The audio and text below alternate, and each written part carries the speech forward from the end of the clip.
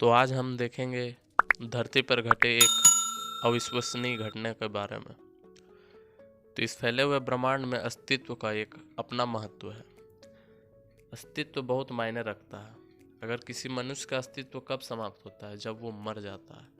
लेकिन ऐसी घटना एक सामने आई है जिसमें एक औरत मर के दोबारा जन्म लेती है।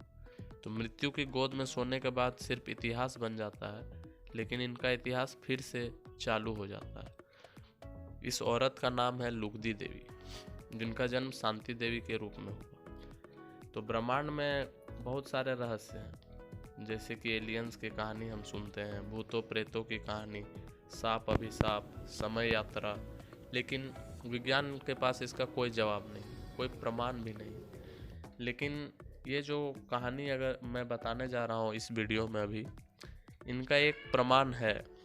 तो लुगदी देवी जो शांति देवी के रूप में जन्म लेती है, वो जन्म होता है 11 दिसंबर 1926 को, यानी 11 दिसंबर 1926। तो जन्म होता है दिल्ली में।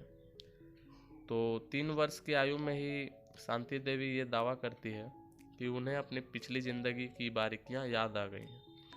तो इसे कई लोग और उनके घर वाले सच नहीं मानते हैं। लेकिन जब वो 4 साल की आयु उनकी हो जाती है तो उन्होंने बताया कि उनकी शादी हो चुकी थी, वो पति के साथ रहती थी और उनके पति लंबे गोरे चश्मा पहनते थे और उनके बाएं गाल में एक चोट का निशान था। और उन्होंने ये भी बताया था कि उनका एक दुकान भी था। तो ये बात भी हर लोगों की तरह ठुकरा दी गई, कोई इस पर विश्वास नहीं किया।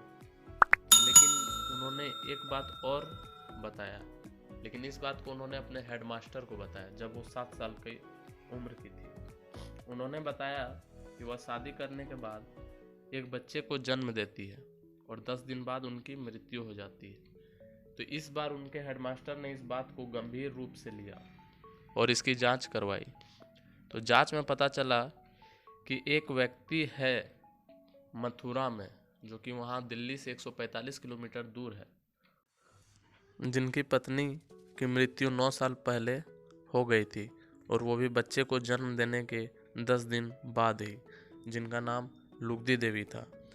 तो ये एकदम सच प्रतीत हो रहा था।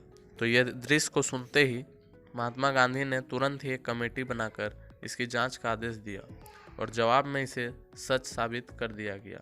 लेकिन कुछ दिन बाद ही बालचंद्र नहता ने एक पत्रिका छापते हुए उसमें कहा कि पुनर्जन्म संभव नहीं है।